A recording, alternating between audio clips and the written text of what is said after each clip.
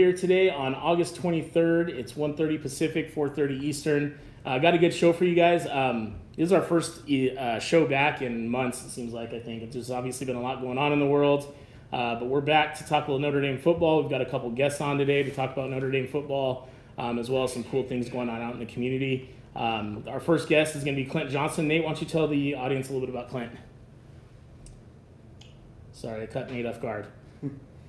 All right, so Clint Johnson ran a touchdown back in 1993 against Stanford. It's said now that it was 100 yards, but at the moment it was a 107-yard return. All right, cool. So yeah, Clint Johnson was more of a kick return, punt return type guy, but had a good career. Played for Lou Holtz. We're gonna hopefully get some Lou Holtz stories, but also we'll talk to him about some great things he has going on in his area related to youth sports. So we're gonna bring Clint on right now.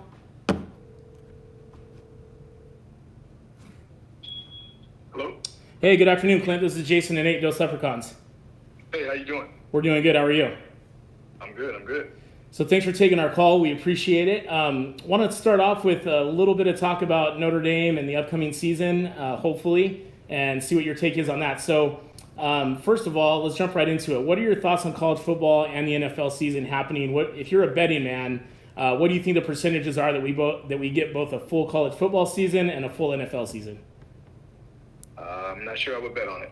Okay, well, fair enough. I appreciate you keeping it real. I hope so. I hope I'm wrong, but yeah, it's a lot going on, so it's just hard to know for sure. For sure. Okay. With that being said, on the field, obviously you had one of the more memorable touchdown runs that we've seen on a kickoff in a while. So can you take us through that play a little bit of what you remember about it? Yeah, it was playing Stanford our senior year, and there was a huge rivalry there between Coach Holt and Bill Walsh at the time, and so we focused real hard on the special teams that week, and obviously, being a return man at Notre Dame obviously has always been kind of a huge deal with Tim Brown and Rocket, those guys kind of paving the way, and the others before them, and so I'd had some success in the past with some returns, and so on this particular day, I'd already returned one for I think about 80 something or somewhere in there. So I was kind of surprised they kept kicking it to me. And so when I saw it coming, and it was just right in the perfect spot, I really didn't realize how deep I was in the end zone at the time when I caught it. But I knew I was coming out. There was no hesitation. And so, my teammates just made perfect blocks all along the way and just opened up a path for me, and I was able to make the cutback. And 106 yards later, we were in the end zone. That's an awesome story. So what did Coach Holt say to you after that touchdown run? Did you say anything out of the ordinary, or was it just kind of typical Lou Holtz rah-rah type stuff? Yeah. He kind of pulled me up close and said, "What did I tell you?" He said, "When I take over something, and we watched it all week, I knew we had a chance to do something special." And he said, "Good job." So anybody that comes on that played for Coach Holtz, we always ask them if they could share a favorite Lou Holtz story, whether it be something that happened on the field, off the field, maybe during the recruiting process. So can you share with us maybe your favorite Coach Holtz story? Probably my most embarrassing moment, my most embarrassing Coach Lou Holtz story is my freshman year. We were in preseason practice. We were doing our first scrimmage of the year. And at that time, when I came out of high school, I was one of the top option quarterbacks coming out. And so Coach Holtz was kind of toying with the idea of flexing Rick Meyer out at receiver, and then I would come in and run the option. And so we're in practice, and we're running the option play, and I've been playing receiver the entire day, and then I get under there to take a snap, and I hadn't really taken any snaps all day, and I fumble the snap. So Coach Holtz goes ballistic, of course, on the sideline, and he tells me to go stand on the other side of the field. So our entire team is on the home side, and I'm standing over there on the visitor side with the chain gang. Wow. And so, he's saying, you're not on our side, so you might as well go stand on that side if you're going to, turn the ball over. And so that's probably my most embarrassing and my most memorable Lou Holtz moment. So I appreciate that story, but the only thing that I got out of that story was that you said Rick Meyer was going to line up at wide receiver. Yes. Oh, did that ever actually? I don't ever recall that happening. I don't. Maybe just in practice. No, we never did do it. We never did it. So, like I said, it was something he toyed with, and when I came in as a freshman, and then we got away from it. Okay. Now, I know there wasn't a lot of publicity, it seems, about this, but didn't Coach Holtz grab you and a couple other guys and go and play in some sort of World Bowl a few years after you graduated? Yes, yeah, we went and played over in Germany. And actually, it was with Skip. Skip was kind of, I guess, the head coach, if you want to say, for that particular event. And so, it was a bunch of guys. I think Reggie Brooks was there. A bunch of other older guys came too. So, yeah, we went over there and played kind of like an exhibition game against some people a team in Germany. Oh, it was in Hamburg, Germany. Who? What do you recall the final score? Who won? We won. I think I remember I caught the touchdown pass at the end of the game. And I can't remember what the final score was, but we did win. Okay, well, that's all that matters, so that's a good deal. Yeah. Cool, thank you. So, Clint, one of the main reasons we wanted to bring you on today, obviously to talk a little Notre Dame football, but more importantly, I know you have some really great things going on right now as it relates to youth sports, saving youth sports, and really trying to engage some of the inner city kids to have an opportunity to play sports if they can't afford it. So can you talk about your foundation, the Save Youth Sports Drive, and then specifically your golf tournament that you have coming up and how people might be able to get involved in any one of those assets? Absolutely. Thanks for bringing it up and giving us this opportunity to talk about it. Well, first and foremost, obviously, everyone's aware of what we got going on as far as the COVID situation. And so we know and we can obviously recognize that a lot of families have been affected, some more so than others. And so we know a lot of, parents that have been forced to kind of stay home and be teachers for their kids because kids are forced to go to school online. So that's had an effect on their jobs, their employment status. And so some of these kids, unfortunately, that are in challenged situations already, where the parents may have been, that only opportunity or that only resource to put them into some type of youth sports league. Now maybe the income is not there anymore because the parents aren't working. And so what we don't want to see is the kids have a impact on their ability to go out and participate in whatever sport. I mean, obviously it's not just football, there's baseball, there's soccer, golf. I mean, there's all kind of sports out there that kids play, hockey. And so, what we don't want to see is we don't want to see kids feel like, well, we're being punished because of everything that happened. And now you got some kids who obviously their only outlet may be playing sports.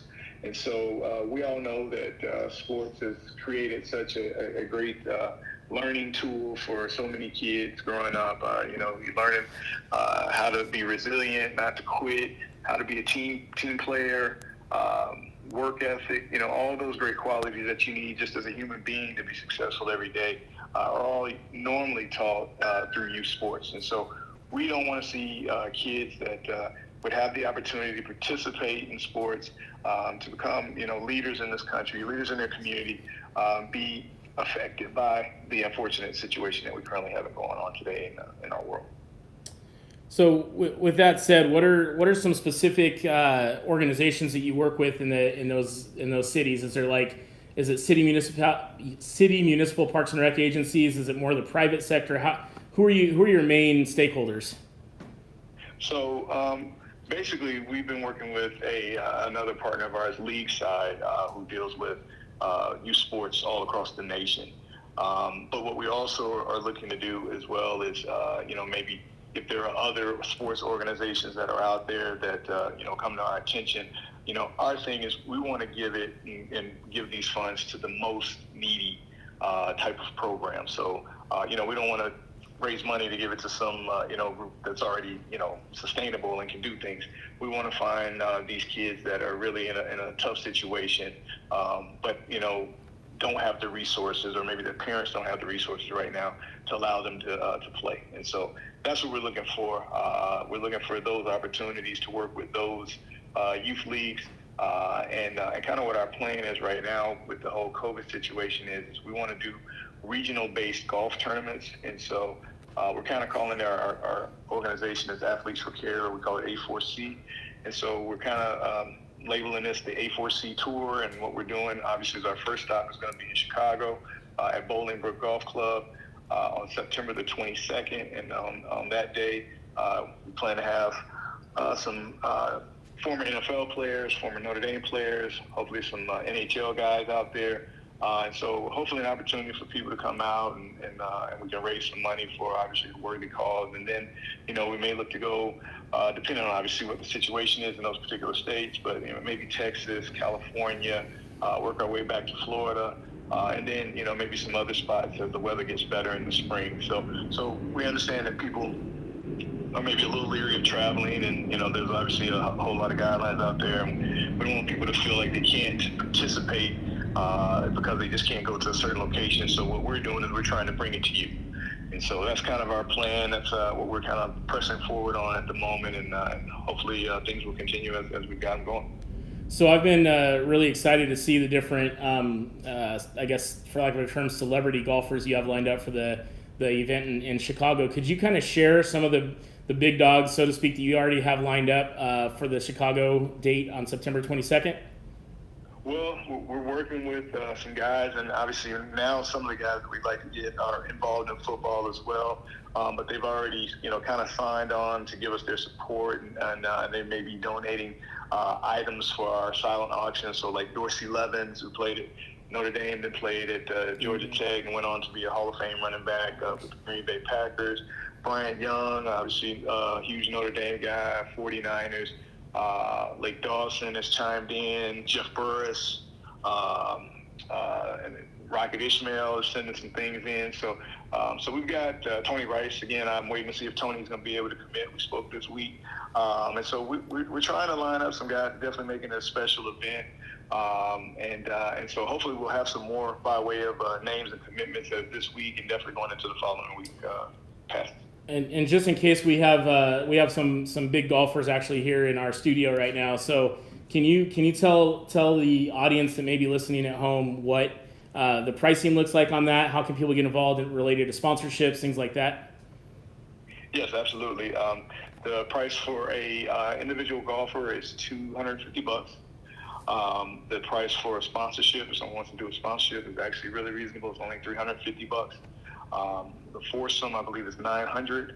And so, again, we want to make it cost efficient and effective because obviously people are facing challenges right now with everything that's going on. And so, again, we wanted to make it something that people can obviously still try and participate in. The other side of that, too, is that people aren't actually able to be in person and play.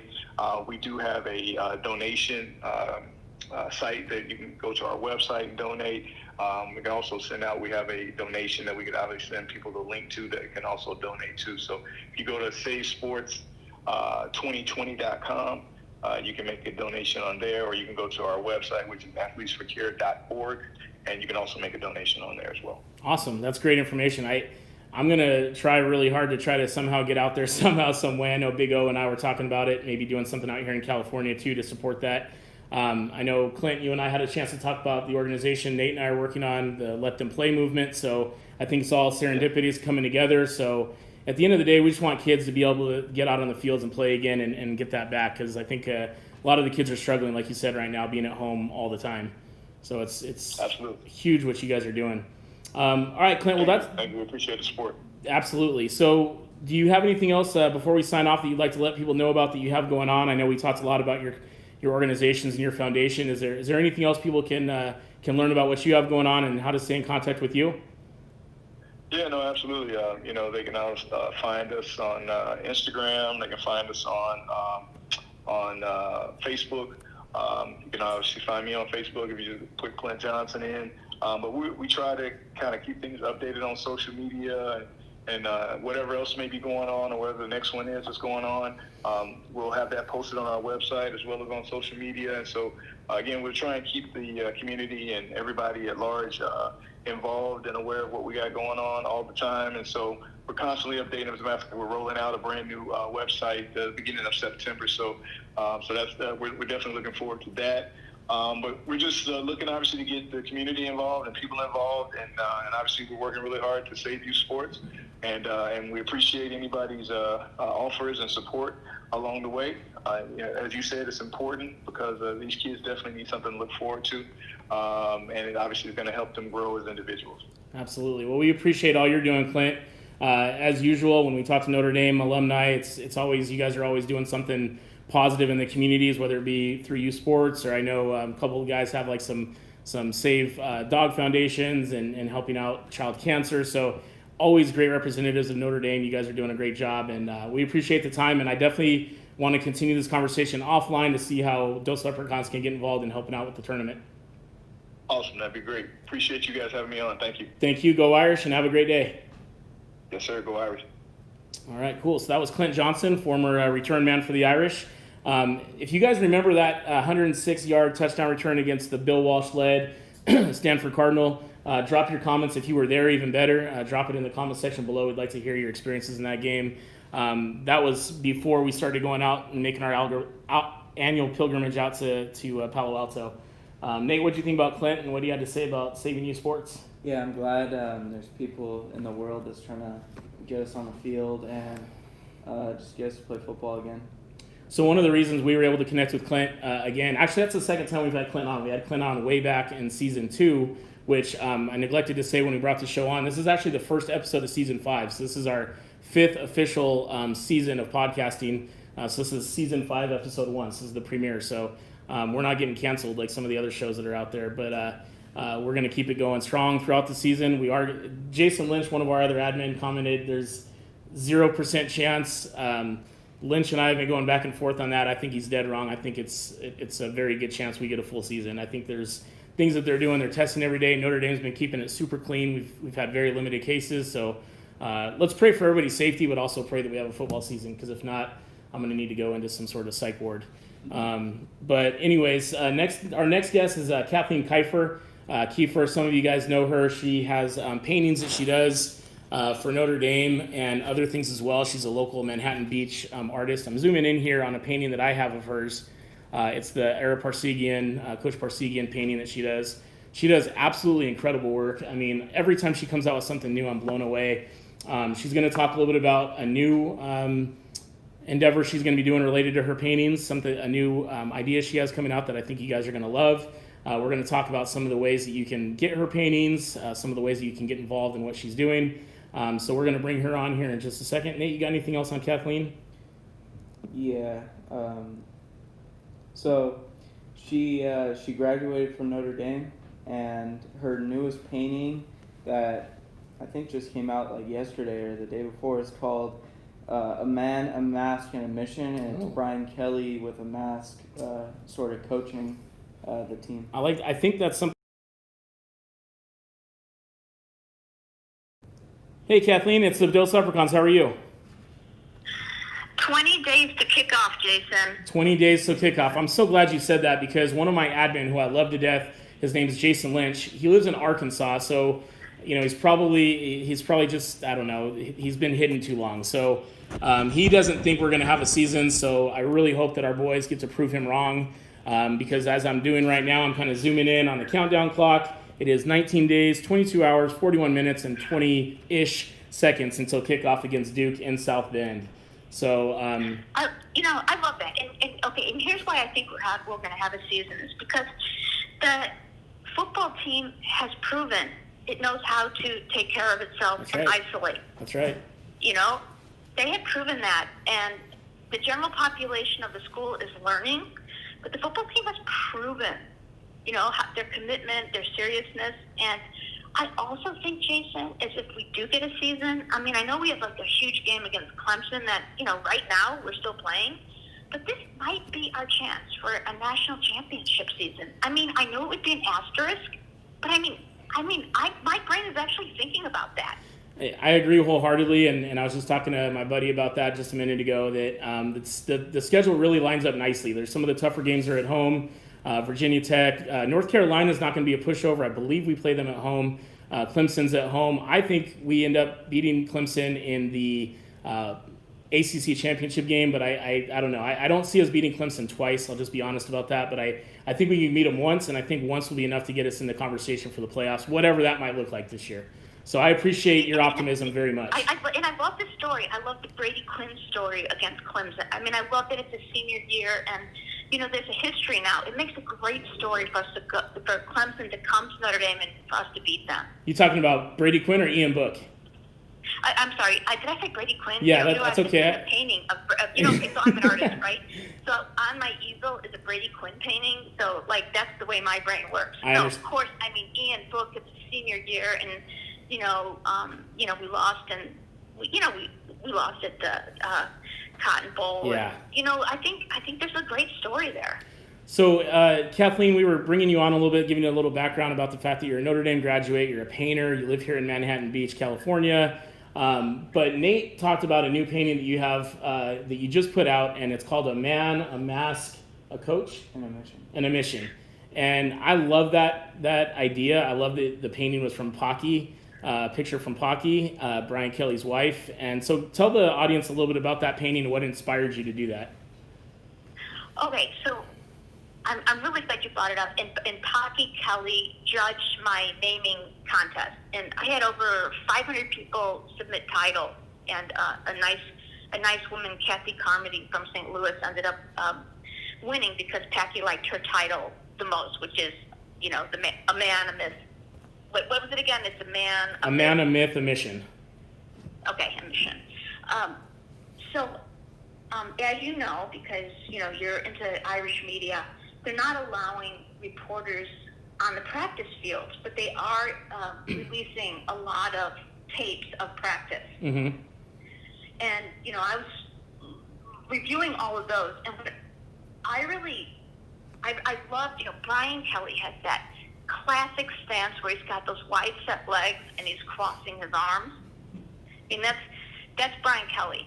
But I loved it with that indigo blue bandana. I mean, there was just something that looked so awesome about him, like a warrior there on the sidelines. And I thought, first of all, I love the challenge, Jason, of doing a portrait of someone, but you're actually not painting their face. I mean, the guy's face is covered and he's wearing sunglasses. But it was so characteristic a pose that, you know, it's instantly recognized as Kelly. So from an art point of view, I love that challenge. And then I also was really searching for paintings that capture something about the pandemic and the challenges of working with COVID and the restrictions. And I loved this painting as almost a collectible of 2020. Like, this is what we were putting up with. This is what we were doing. Yeah, it's definitely something that's going to stand the test of time, because I'm hoping and praying that, you know, in a year from now we look back on this and it's, oh man, remember how much that sucked, but we're through it, and now we don't have to wear these masks, and we don't have to worry about the season and all these things. So I think it's great that people like you are memorializing this difficult time that we're all going through together, and what a great way to do it than the head man, right? Coach Kelly, he commands that presence, and he's making his guys accountable. Like you said, I think there's only been, I want to say 11 total positive tests out of a 212 odd staff, coaches, players, support staff. So pretty darn good. And I know all of them have been asymptomatic, thank God. So that's a good thing as well. So love that painting. Let's talk a little bit about some of your others. So I want to know, I've always wanted to ask you this. What is your best-selling Notre Dame related painting? Oh, wow. I could probably answer like a top 5 kind of answer to that, because I don't know exactly. I'd have to look up numbers. Okay, so interesting question, Jason. Okay, so let's say the Notre Dame football stadium I did. You know, that I sell that as prints, and that's one of my top sellers. You know, the new stadium. Let's see. Another one would be the gold helmet raised in victory over people's heads, of the players raising that. That's a very popular image. I would say also views of the campus. Like there's a view I do with the church, Golden Dome, and the Hesburgh Library reflecting and it's almost like, I don't know, it's almost like a classic French Impressionist painting, and it really captures how gorgeous our campus is.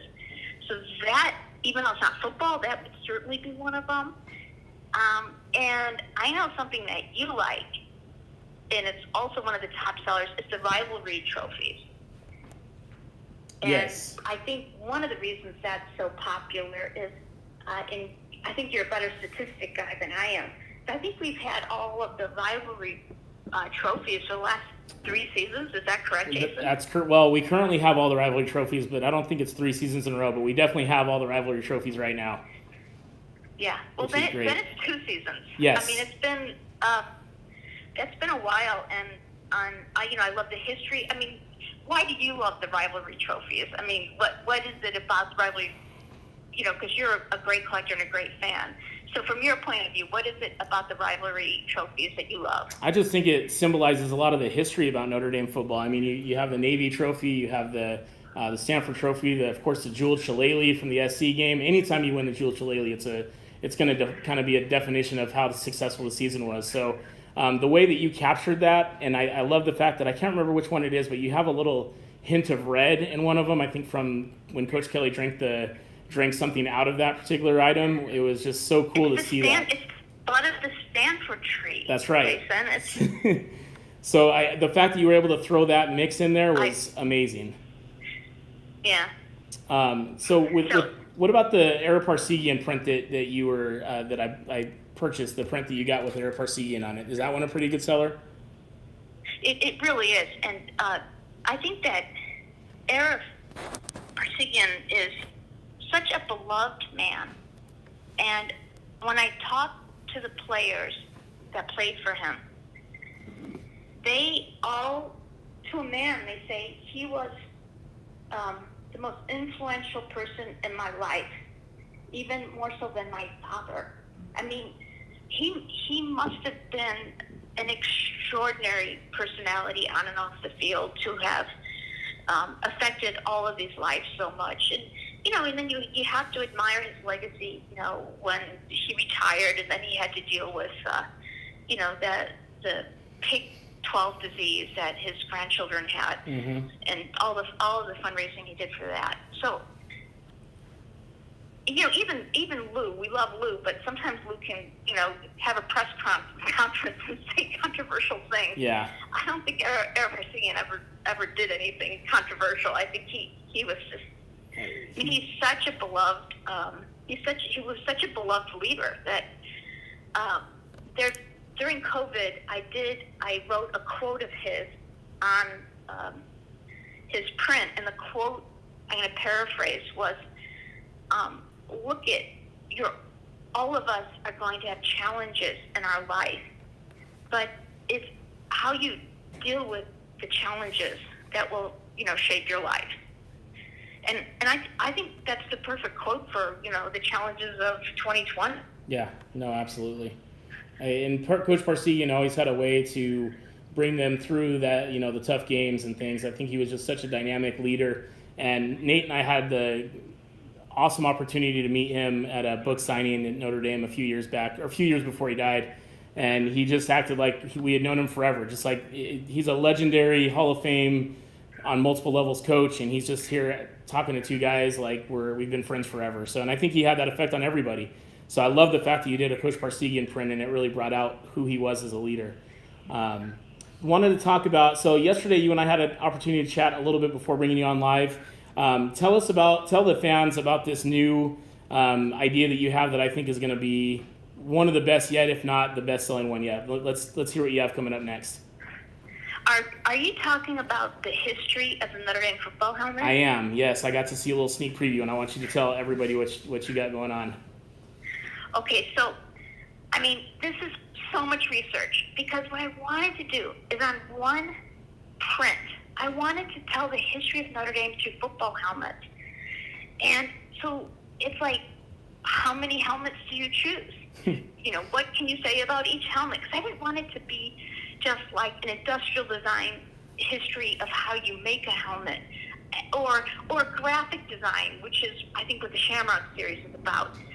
I wanted it to start in 1913 with Knute Rockne's leather helmet, and then the next helmet I chose was the helmet that Bertelli and Lujack wore, both Heisman winners, and Johnny Lujack is doing well at 95. God bless him. He lives there by you, right, Manhattan Beach? Yeah, he lives. Yeah, I visit him. He's got He was half the year in Davenport and half the year at Indian Wells. Okay, all right. So they had, that first plastic football helmet that was, Bertelli played during the war, so that's 43. They both played during the war. And so basically from 43 to 52, Notre Dame had this very basic gold plastic helmet. Didn't even have a face mask. Then the NFL did something interesting. In 1948, they banned the plastic football helmet. It was perceived as injury-causing. So then Notre Dame, this affects, and the NFL lifted that ban in 1949, and they went back to plastic. But Notre Dame went back to leather, and very few people know this. So like from 52 to 50, I think,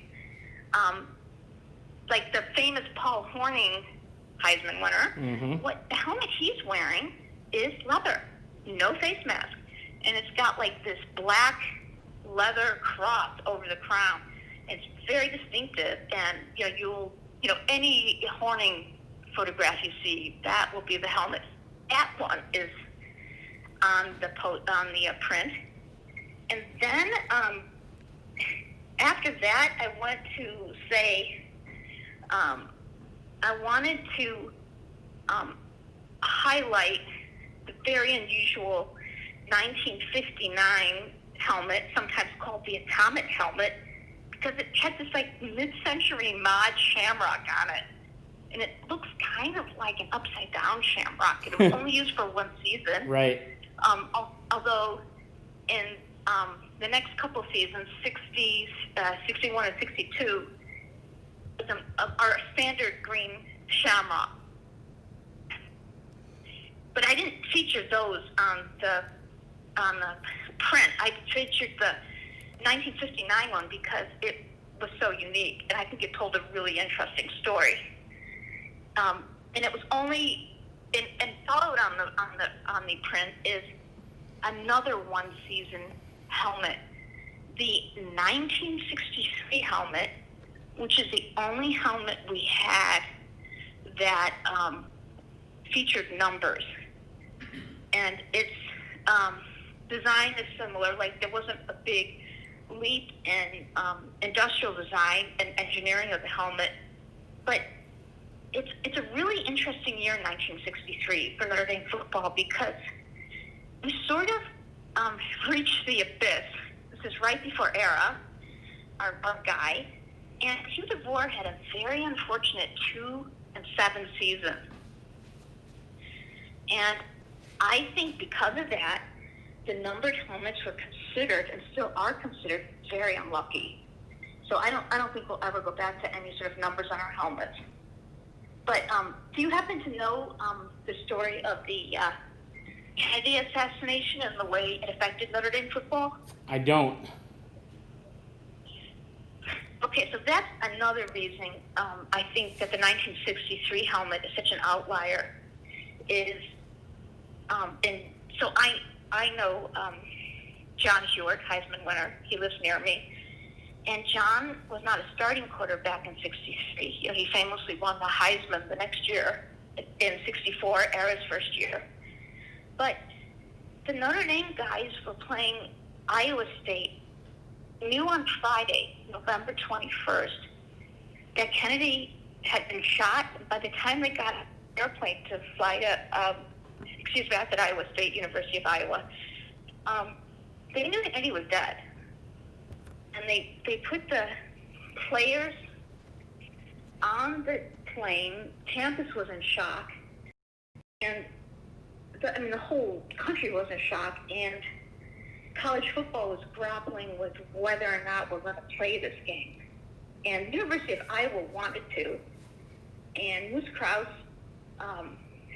famously said the game was going to be played Friday night when the players went to bed. But what happened is Hasbrook overruled it early Saturday morning, and the Notre Dame Iowa game was not only not played, thought it would be rescheduled, but it's really hard to schedule those late November games. It just didn't happen. So, season, we never played that game. Wow. Yeah, I had no idea that. I didn't know that history. I appreciate you sharing that.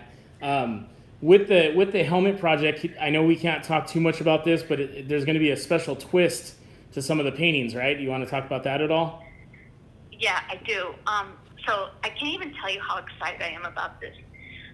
So I think most of the people listening to your podcast know that the helmets for about 40 years were painted with the actual 24 karat gold leaf that was taken off the Golden Dome every time it was rebuilded. And that gold, 24 karat gold, was by student managers mixed in with thinner and lacquer, and they spray painted the helmets. And this is like definitely during the whole era, Parsegian era, until 2011, when we went to the shiny helmets, and the helmets themselves became too complicated for students to paint. Right. There's lots of little, like these little divots and edges, and they just couldn't handle it. So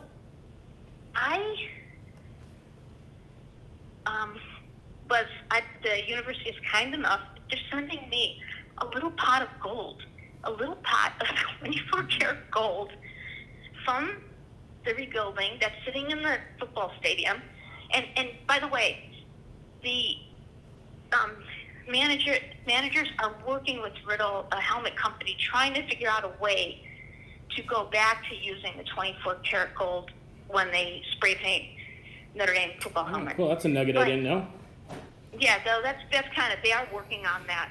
But I'm getting this little pot of gold in the mail this week, and I'm going to mix it with my gold paint, just like student managers.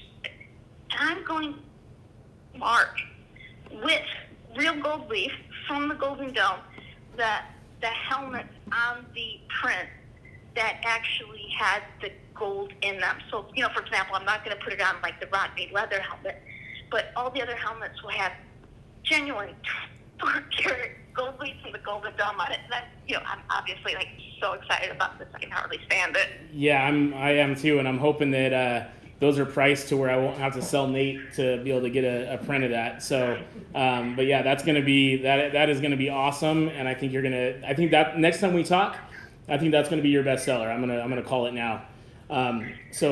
Speaking of best-selling, Kathleen, you and I spoke a little bit before also about maybe doing a contest. So Nate's going to drop the contest rules in the section here, but I'm going to talk about it real quick. Kathleen's been nice enough to, on 2 different occasions now, do a contest that will help both of our pages in terms of the growth. So the contest is as follows. So you'll need to like Kathleen's page on Instagram. Kathleen, can you tell people where they can find your paintings and more about you, please? Okay, Instagram, I'm Kathleen Kiefer Artist. Facebook, I'm Kathleen Kiefer Artist. And my website is KathleenKiefer.com. Awesome. And Kiefer is K-E-I, F as in Frank, E-R. So that's the first part of the contest. You'll go to Kathleen's page. I don't know what that was. Sorry about that, everybody. You'll go to Kathleen's page, like her Instagram page, and share the rivalry trophy post that we were talking about. She's going to post that today, so you can share that. That's one of the coolest prints she has. Then you're going to send Dose Leprechauns an email stating that you've completed step 1. That'll be your 3rd entry. You'll email us at doseleprechauns@gmail.com. Once again, Nate's putting all these rules in there. And then finally, subscribe to the Dose Leprechauns YouTube channel. That'll be an additional 2 entries. So you can have up to 5 entries, and then next Sunday, we'll announce the winner live on air, and what you're going to receive is a t-shirt and print of the Rivalry Trophy art piece. And that leads me to my last question for you, Kathleen, is I know obviously times are tough right now with COVID, and some people aren't working, some people aren't getting unemployment. So, a few $100s to spend on a print may not be super available to some people. So let's talk a little bit about what you might have coming up here related to some more manageable costs for folks to be able to get some of your artwork.